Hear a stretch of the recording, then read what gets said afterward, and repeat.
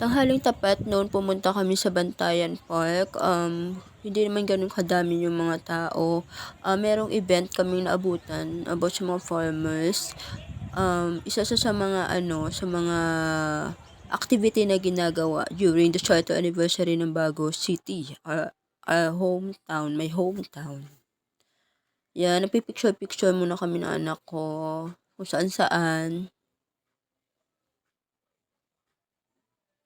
Ang Bantayan kasi isa sa lugar na pinupuntahan ng marami sa amin.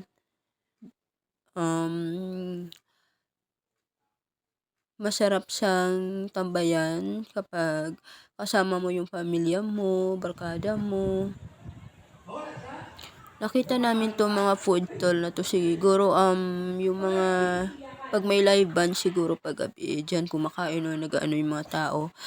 Then nag-ikot kami, nakita namin 'tong children playground, meron pala doon pero sarado nga lang. Nag-picture kami sa 58 na standee, which means na 58th year anniversary na ng Bago City. Buti di kami nahirapan mag-picture dalawa kasi dala ko yung selfie stick.